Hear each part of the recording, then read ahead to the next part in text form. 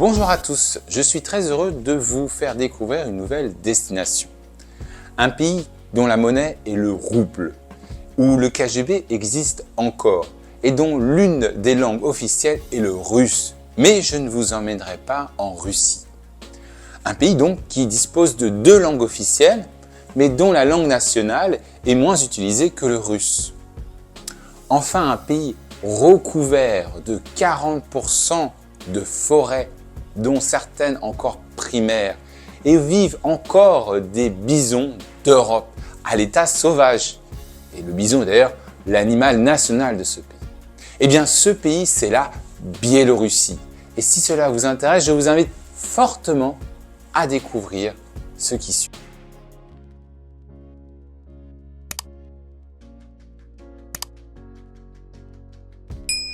Alors la Biélorussie est un pays d'Europe de l'Est de 207 600 km. Si vous voulez, c'est à peu près la taille de la Roumanie ou du Royaume-Uni. Il a pour voisin à l'ouest la Pologne, au nord-ouest la Lituanie et la Lettonie que nous avons évoquées dans deux précédentes vidéos. Au nord-est et à l'est, elle partage sa plus longue frontière avec la Russie de 959 km. Et enfin, une autre au sud avec l'Ukraine, presque tout aussi longue puisqu'elle est de 891 km. Il s'agit d'un pays enclavé.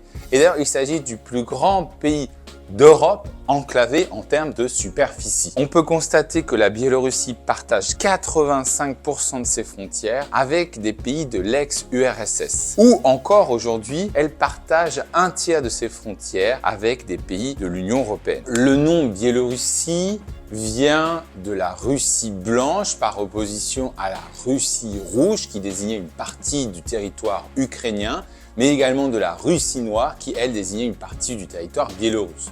Par blanc, en fait, on signifie une partie qui a été préservée des invasions mongoles, qui est restée pure de toute invasion. Il faut également signifier que le terme que j'utiliserai dans cette vidéo est le mot Biélorussie, car c'est le terme ancré dans la langue française, mais que le nom officiel du pays est le Bélarus, qui lui se réfère à la Rousse de Kiev. Regardons plus en détail le relief, à commencer par son altitude. On peut observer en premier lieu que le pays est extrêmement plat. La moyenne de l'altitude est à 160 mètres.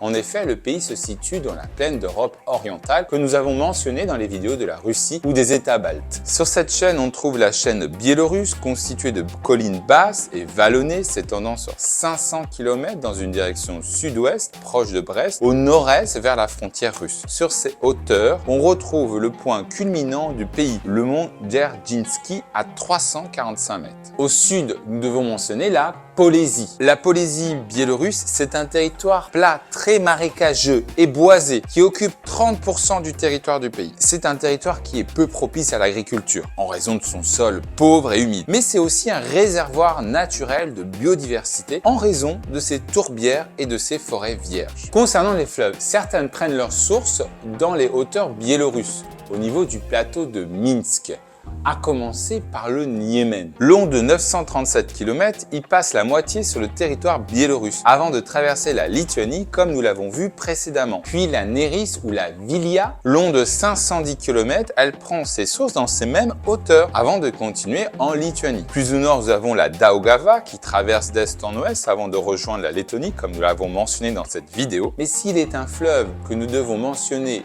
en Biélorussie, c'est avant tout le Dniepr. Alors le Dniepr que nous avons déjà mentionné dans la vidéo de la Russie ou de l'Ukraine est long de 220 km, dont environ 700 km qui traversent du nord au sud le pays, en passant par les villes de Orsha ou de Maïlio. Navigable, il joue un rôle important dans le transport fluvial et le commerce local en Biélorussie. Quelques petits barrages hydroélectriques existent, mais la majorité sont situés en aval en Ukraine. Et la majorité des fleuves biélorusses se jette plus ou moins dans le Dniepr, à commencer par la Bérésina. Elle prend sa source dans ces hauteurs biélorusses et coule entièrement en Biélorussie. Ce fleuve est surtout connu pour la bataille de la Bérésina qui eut lieu du 26 au 29 novembre 1812, qui ne fut même pas une défaite de Napoléon, même si aujourd'hui le nom est synonyme de déroute en raison du trop grand nombre de soldats perdus lors de cet affrontement par Napoléon. Enfin, on peut citer comme affluent notable le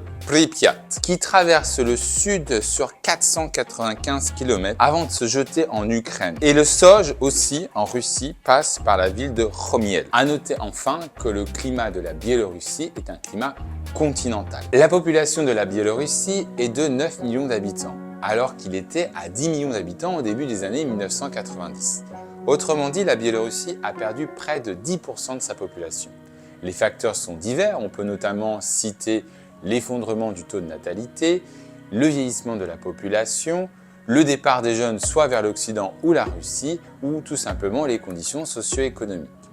En raison de l'héritage soviétique, 78% des Biélorusses vivent en ville, contre 22% à la campagne. Alors, intéressons-nous plus en détail aux villes, à commencer par la ville de Minsk. Alors Minsk, c'est la capitale et la plus grande ville de la Biélorussie. Elle est située sur les villes de Svilax et de Nyamia. Elle compte 2 millions d'habitants. Fondée en 1067, elle est la capitale de la principauté de Minsk, vassale de la principauté de Polotsk, avant d'être annexée par le grand-duché de Lituanie et ne connut pas les invasions mongoles. Pendant son intégration à la Lituanie, les élites biélorusses jouirent d'un rang élevé au sein de la société lituanienne. Minsk fut ensuite annexée par l'Empire russe en 1793 à la suite du deuxième partage de la Pologne. Au 19e siècle, le développement de Minsk fut stimulé par l'amélioration des transports. En 1897, la moitié des habitants de Minsk étaient juifs et au début du 20e siècle, Minsk était un centre majeur du mouvement ouvrier, mais les usines furent délocalisées pendant la Première Guerre mondiale car comme on le sait dans les différentes vidéos, elle était située trop près de la ligne de front. Occupée par les Allemands pendant la Première Guerre mondiale, elle fut reprise par l'armée rouge et fut de 1919 à 1991 la capitale de la République socialiste soviétique de Biélorussie. Pendant la Seconde Guerre mondiale, en raison de sa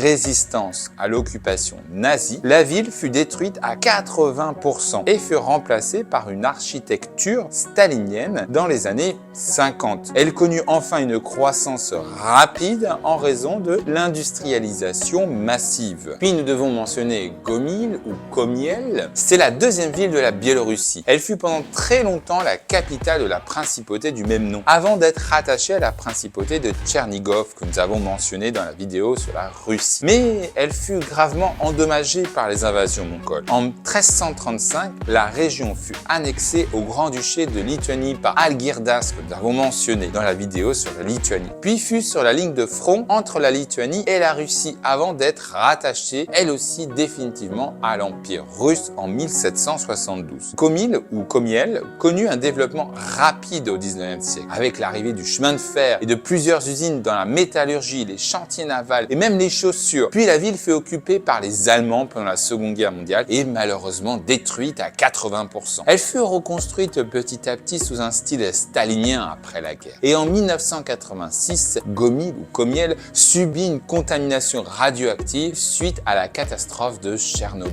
Puis enfin, nous devons mentionner Mogilev ou Mohyliov, qui est la troisième ville de Biélorussie, située à l'est sur le fleuve Dniepr, près de la frontière russe. Alors, cette ville a été fondée en 1267 et elle faisait partie du Grand-Duché de Lituanie avant d'être annexée par la Russie en 1772 et devint le centre du gouvernorat de Mogilev ou Mohyliov. En 1938, il fut décidé que la ville serait la capitale biélorusse car Minsk était trop proche à l'époque de la frontière avec la Pologne. Jusqu'à la Seconde Guerre mondiale, la moitié des habitants étaient juifs. Constitutionnellement, le Bélarus est une république unitaire bicamérale avec 2 chambres décomposées en 6 provinces que l'on nomme des voblasts, même si la ville de Minsk a un statut particulier. Regardons plus en détail ces voblasts. À commencer par le voblast de Minsk. Bien qu'elle porte le nom de Minsk, la ville de Minsk n'est pas administrativement incluse. Elle est la plus grande en termes de superficie. Elle comprend donc le centre du pays et son économie est tournée autour de l'agriculture, notamment les céréales, les pommes de terre, l'élevage, mais aussi l'industrie agroalimentaire. Elle dispose de nombreux sites naturels, dont le lac Naratch, mais aussi de nombreuses églises et de châteaux, dont le château de Mir ou celui de Niesvij. Puis nous devons mentionner le voblast de Rodna, qui a pour capitale Rodna, l'une des plus belles villes de Biélorussie.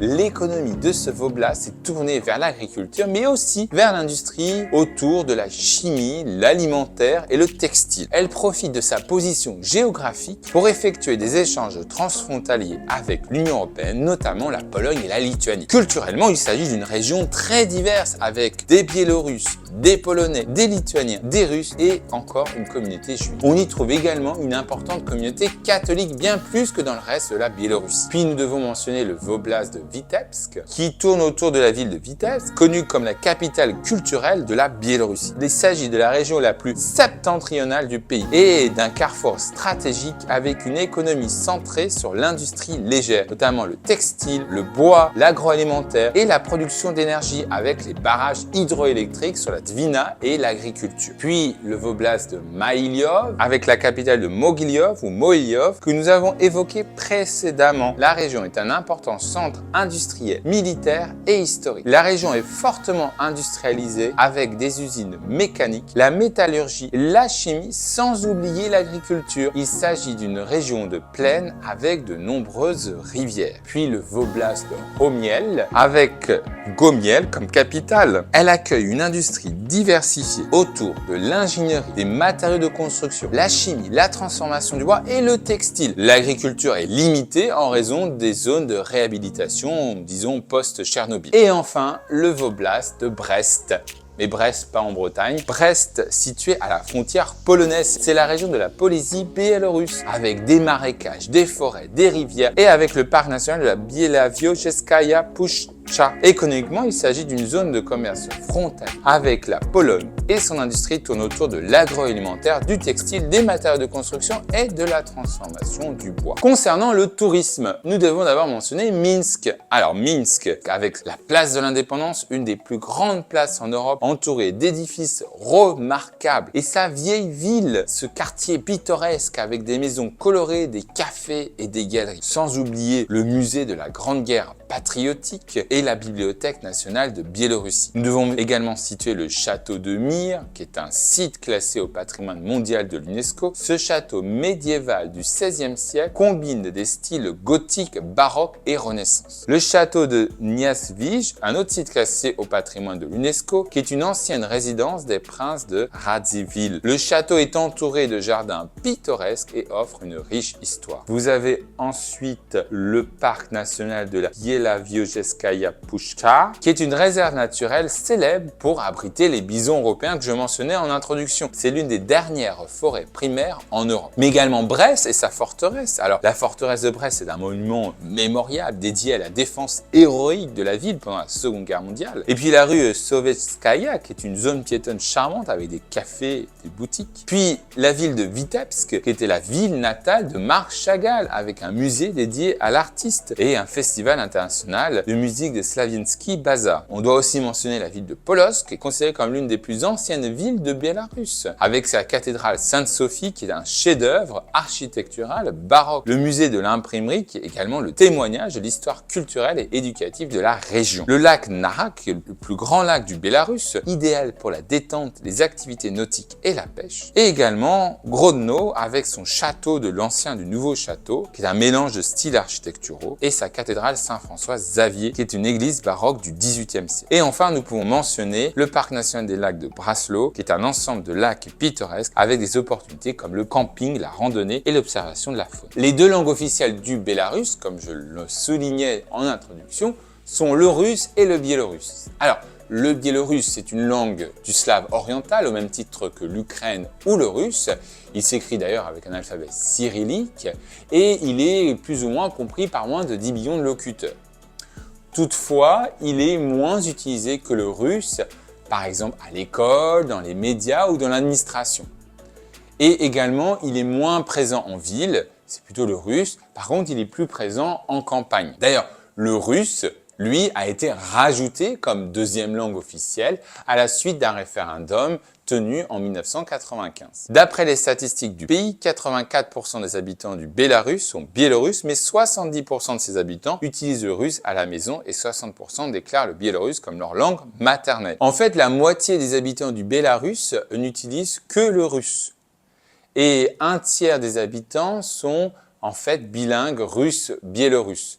Et finalement, les locuteurs unilingues biélorusses sont très peu nombreux. Alors, comment explique-t-on cette situation linguistique? Eh bien, là encore, l'histoire va nous donner certains éléments. Les premières tribus qui peuplèrent le territoire biélorusse sont les tribus baltes vers le 2e millénaire avant notre ère jusqu'au Moyen-Âge. Il s'agissait des Yodvigiens ou Sudoviens et on suppose l'existence de Baltes vivant sur le Dniepr. Puis, à partir du 6e siècle, les Slaves ont commencé à émigrer massivement sur le territoire actuel de la Biélorussie. Parmi ces tribus slaves, on peut citer les Krivitch, les Drekovitch ou les Radimich. Ils pratiquaient souvent l'agriculture, le commerce ou l'élevage. Alors, comment peut-on expliquer que les Slaves ont pris l'ascendant sur les tribus autochtones? Eh bien, parce que les Slaves pratiquaient d'abord une agriculture sur brûlis, qui permettait de nourrir de nombreuses familles sur de nouveaux territoires. Ils formaient des villages denses et mobiles, facilitant aussi leur expansion sur des terres moins peuplées. On rappelle, ces terres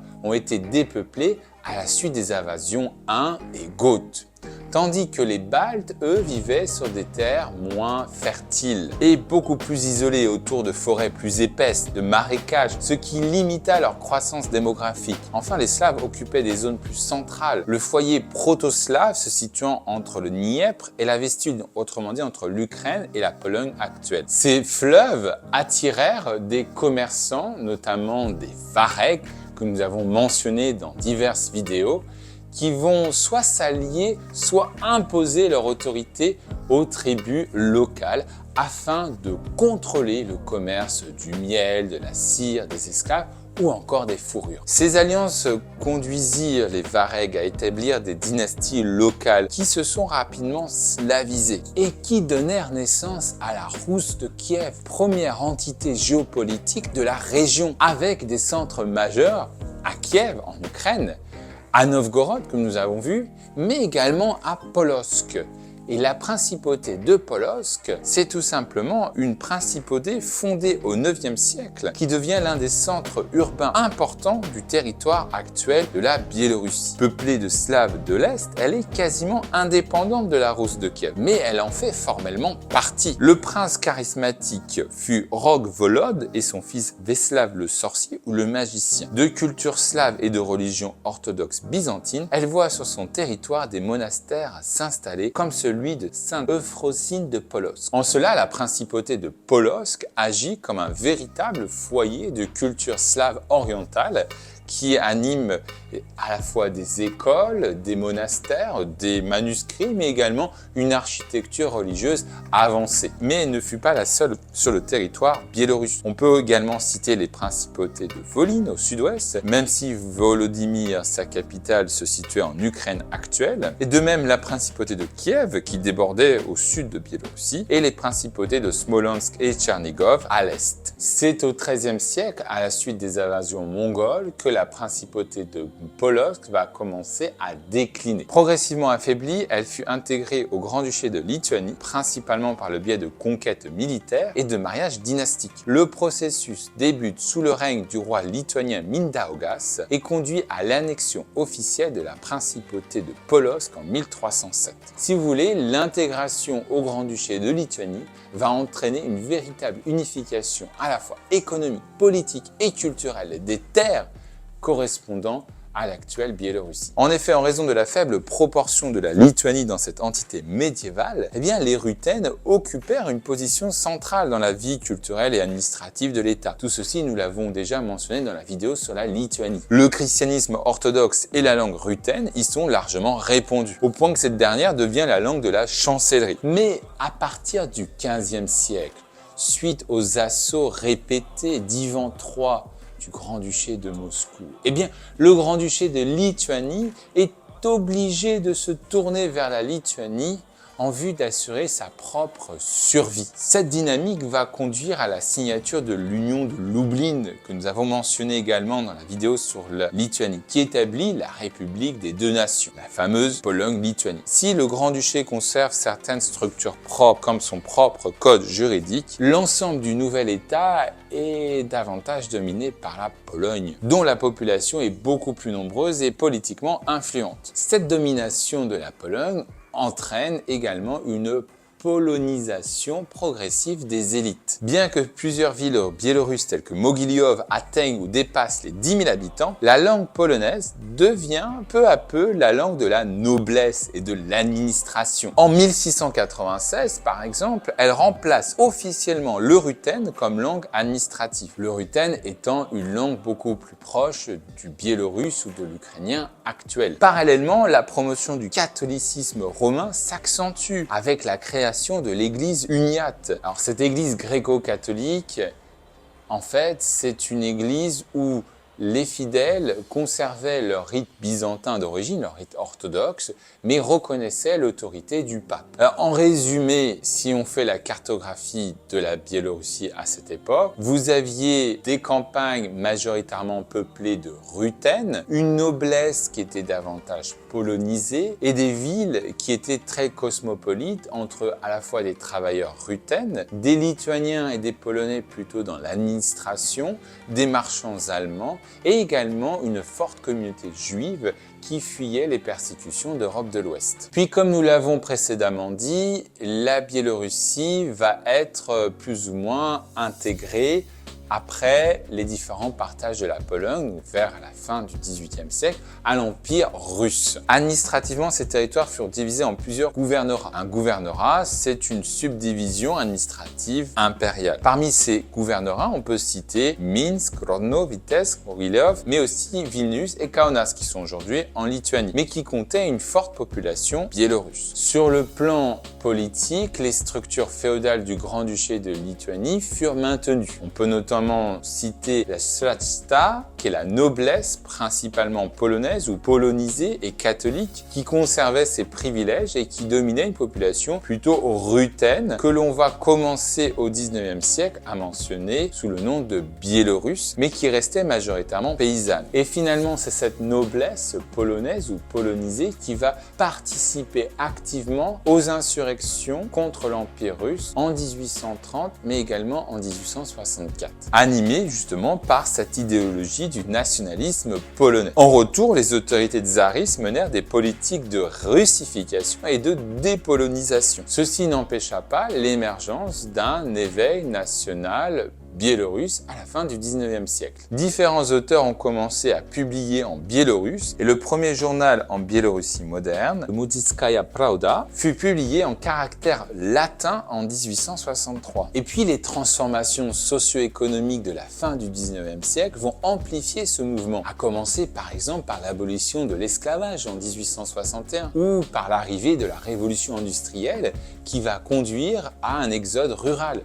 Et rappelez-vous, les campagnes étaient majoritairement peuplées de ruthènes biélorusses. On peut également citer l'alphabétisation et la diffusion des idées nationales. Et c'est ainsi que lors du recensement de 1897, sur une population de 6 millions d'habitants, eh bien la majorité se déclarait de langue maternelle biélorusse. Bien qu'il n'existe pas de conscience nationale, on peut au moins apercevoir le début d'une identité qui est reliée à une langue. Puis pendant la Première Guerre mondiale, les troupes allemandes occupèrent une grande partie de la Biélorussie. À la suite de la signature du traité de Brest-Litovsk, qui est d'ailleurs en Biélorussie, l'occupation allemande va permettre la proclamation par des intellectuels biélorusses de la République populaire de Biélorussie. Alors, cette tentative d'indépendance resta sans véritable pouvoir effectif, puisque aucune puissance majeure ne reconnut cette indépendance. Et 9 mois plus tard, l'armée rouge reprit le contrôle du territoire et proclama la République socialiste soviétique de Biélorussie. Contrairement à la Pologne, à la Finlande, aux États baltes, eh bien là, on voit que la Biélorussie n'a pas réussi à maintenir son indépendance. Alors pourquoi? Parce que la Biélorussie n'avait pas encore de tradition étatique autonome. Elle n'avait pas non plus de structure étatique forte ni de consensus national. En janvier 1919, la République socialiste soviétique de Biélorussie fut donc proclamée à Smolensk. Elle devient la troisième république socialiste fondée après celle de Russie et d'Ukraine. Et donc en 1922, la République socialiste soviétique de Biélorussie devint même l'un des membres fondateurs de l'URSS. Durant l'entre-deux-guerres, la Biélorussie orientale connut les mêmes changements socio-économiques que dans le reste de la Russie. Ces politiques entraînèrent des famines et des déportations. Tandis que dans la Biélorussie occidentale, eh bien, les habitants vont connaître dans les années 1930, une politique de polonisation, avec la fermeture, par exemple, d'écoles enseignant le biélorusse, l'interdiction ou la marginalisation de l'usage public de la langue biélorusse. Par ailleurs, 30 000 familles de vétérans polonais, les ossadniks, furent installées dans la région, souvent sur des terres expropriées de l'ancienne noblesse russe ou des tsars. Malgré cela, le recensement polonais de 1931 indiquait que les 2 tiers des habitants étaient biélorusses. Alors qu'à l'échelle de la Pologne, les Biélorusses ne représentaient qu'environ 3% de sa population. Pendant la Seconde Guerre mondiale, la Biélorussie fut la République socialiste soviétique la plus touchée par ce conflit. Dès 1941, les Allemands nazis envahirent le pays dans le cadre de l'opération Barbarossa que nous avons mentionné. Mais ils avaient un projet de destruction totale du peuple biélorusse, soit par l'extermination, soit par la déportation ou l'esclavage, dans leur logique de Lebensraum, de leur espace vital. Un puissant mouvement partisan s'organisa avec près de 350 000 combattants. Et d'ailleurs, la Biélorussie fut pendant la Seconde Guerre mondiale l'un des centres majeurs de la résistance. Le 22 juin 1944, l'opération Barragation fut lancée par l'armée rouge et permit à la Russie de reprendre entièrement la Biélorussie. Après 1944, des centaines de milliers de Polonais furent expulsés à l'ouest dans une Pologne redessinée. Et la population juive, malheureusement, fut complètement décimée à cause de l'Holocauste. Au total, en 1944, la Biélorussie perdit près de 1/4 de sa population. Des villes comme Minsk, Vitebsk furent complètement détruites. L'industrie et l'infrastructure furent en grande partie anéanties. La Biélorussie élargit certes son territoire de 40% avec l'incorporation des régions à l'ouest, dont Brest et Grodno, qui étaient autrefois polonaises, mais la reconstruction était tellement évidente qu'elle fut massive et dirigée depuis Moscou. De grands complexes industriels furent construits, notamment MAZ pour le camion, MTZ pour les tracteurs de Minsk ou Beyaz comme les camions géants. Cette industrialisation s'accompagna de l'arrivée de travailleurs soviétiques, ce qui amplifia la russification de la Biélorussie. Le russe devient la langue officielle de l'administration, marginalisant encore la langue biélorusse. Et puis en 1986, il faut également mentionner la catastrophe nucléaire de Tchernobyl. Cette catastrophe toucha gravement le sud-est de la Biélorussie. 200 000 personnes furent évacuées et des zones entières sont encore contaminées. Les effets sanitaires et environnementaux persistent aujourd'hui, avec une hausse des cancers et d'autres pathologies liées aux radiations. Mais avec la chute du mur de Berlin, la Biélorussie proclama une seconde fois son indépendance en 1990. Avec Stanislav Tchoutchkevitch, président du Soviet suprême, qui rencontra le leader russe Boris Eltsine et ukrainien Kravchuk pour déclarer le 8 décembre la dissolution de l'URSS et la formation de la Communauté des États indépendants. Une constitution fut adoptée en 1994, suivie d'élections présidentielles. Aujourd'hui, la Biélorussie est membre de la Communauté des États indépendants, comme nous l'avons mentionné, mais également de l'Organisation du Traité de sécurité collective, qui est un peu l'équivalent de l'OTAN, et de l'Union économique eurasiatique créée en 2015, qui est une intégration économique poussée qui se veut une union douanière et un marché commun un peu inspiré sur le modèle de l'Union européenne. Concernant son économie, de son indépendance jusqu'en 1994, comme on a pu le voir dans les autres, l'économie planifiée de la Biélorussie va complètement s'effondrer. La perte des subventions soviétiques, mais également le fait de ne plus avoir accès au marché russe, vont également être à la base de changements notables et de profondes mutations. notamment des tentatives de libéralisation économique et de privatisation. Puis après 1994, on assiste plutôt à un rejet du modèle libéral et on revient à une plus grande centralisation du modèle économique, avec également le rétablissement de la planification économique et un contrôle étatique qui permet de renforcer les prix, la production et le commerce extérieur. On a donc une croissance lente dans les années 90 de la Biélorussie, mais plus stable que les autres pays ex-soviétiques. Entre 2000 et 2010, on observe une relation économique étroite avec la Russie, avec pour le Biélorussie l'accès à une énergie à bas prix et celui d'un marché exportation majeur, ce qui explique pourquoi en 2006, le taux de croissance de la Biélorussie était à 10%. Cette croissance permet une modernisation de certains secteurs, comme la chimie, les machines-outils ou l'armement, mais la Biélorussie demeure une économie étatisée qui dépend beaucoup de son voisin. Et puis la décennie 2011-2019 est malheureusement une décennie de crise économique pour la Biélorussie. On voit les crises monétaires de 2011 et 2014, les inflations, de dévaluation de la monnaie, car la croissance présente dans la décennie précédente, en fait, reposait sur les avantages énergétiques russes. Mais cette période est aussi une période d'ajustement, comme l'ouverture prudente au secteur privé ou dans les TIC, les technologies d'information et de communication. Le PIB de la Biélorussie est passé en 2000 à aujourd'hui de 12 milliards de dollars à 79 milliards, tandis que le PNB par habitant est lui passé de 1000 dollars à 7000 dollars par habitant.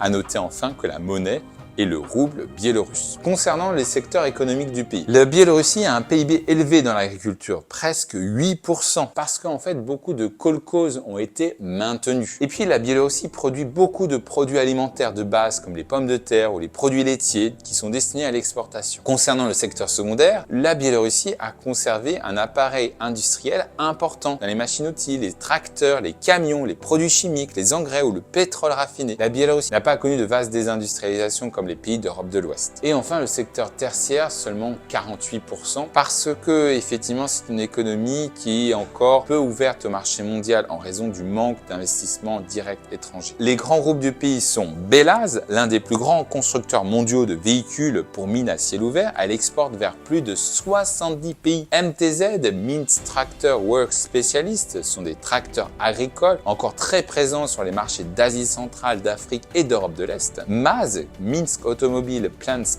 qui était spécialisé dans les camions, les autobus et véhicules de transport. Et puis nous devons mentionner dans l'énergie Naftan, qui est spécialisé dans le raffinage du pétrole brut, provenance notamment de Russie. Et également Grodno Azot, qui est lui spécialisé dans la production d'engrais azotés, d'ammoniac, qui est un important fournisseur d'engrais pour toute l'Europe de l'Est. On doit également mentionner Belneft Kim, un holding d'État supervisant l'ensemble du secteur pétrochimique. Et dans l'agroalimentaire, on doit mentionner Savushkin Product, qui est à la base des produits laitiers comme les yaourts, le fromage et le lait, qui est l'une des plus grandes marques alimentaires du pays. Belarus Bank est la plus grande banque du pays. Concernant la culture et la société, nous devons mentionner un certain nombre d'écrivains, à commencer par Svetlana Alexievitch, qui est le prix Nobel de littérature 2015. Une journaliste et auteure de documentaires littéraires puissants sur les traumatismes soviétiques. Ses œuvres majeures sont notamment La Supplication ou La fin de l'homme rouge. On doit également mentionner Vassil Vikov, un romancier, auteur de récits sur la Seconde Guerre mondiale, qui est très lu dans l'URSS. Yanka Kupala et Yakub Kolas,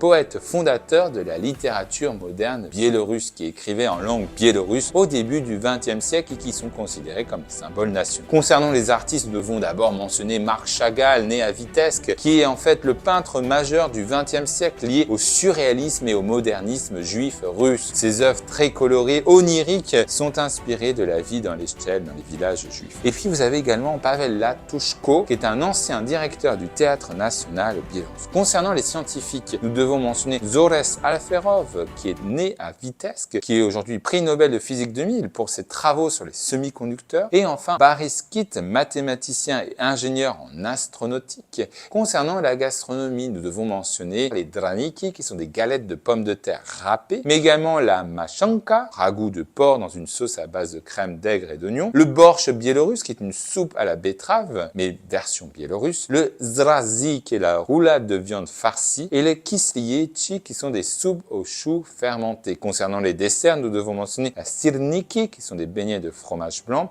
la piriski, qui sont des petits pains fourrés, et les medovik, qui sont des gâteaux au miel et à la crème. Concernant le sport national en Biélorussie est le hockey sur glace, avec des équipes phares comme le Dynamo Minsk qui joue en KHL que nous avons mentionné. Le Bélarus accueille également de nombreux championnats du monde de hockey. Le football aussi est très populaire en Biélorussie. Le pays se repose sur des clubs notables comme le Bate Borisov qui a participé à la Ligue des Champions ou le Dynamo Minsk. Les sports de combat comme la boxe, la lutte, le sambo ou même le judo sont également très pratiqués en Biélorussie. Le ski de fond et le biathlon permettent aussi à la Biélorussie de récolter des médailles aux sports d'hiver. Enfin, il faut citer le cyclisme, la gymnastique et l'athlétisme avec un bon niveau dans certaines disciplines individuelles, surtout aux Jeux Olympiques. Alors justement, parlons de la Biélorussie aux Jeux Olympiques. La Biélorussie participe aux Jeux Olympiques depuis 1994 pour un total de 105 médailles, dont 21 en or, avec notamment le biathlon, l'athlétisme, le canoë, la lutte et l'haltérophilie. Parmi ces sportifs connus, on peut citer Daria Dorancheva qui a 6 médailles olympiques, dont 4 en or. Ceci s'explique par l'héritage soviétique,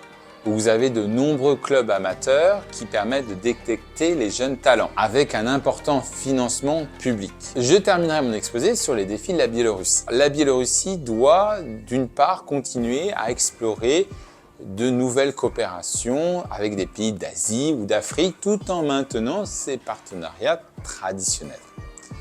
D'un point de vue politique, le pays doit conserver sa souveraineté nationale. D'un point de vue économique, le pays a commencé une timide ouverture vers le secteur privé et doit continuer.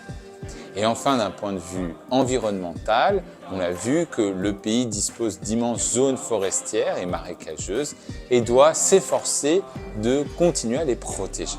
Voilà, comme d'habitude, si vous avez aimé, n'hésitez pas à liker, à partager et à vous abonner. Quant à moi, je vous retrouve dans une prochaine vidéo. À très bientôt. Au revoir.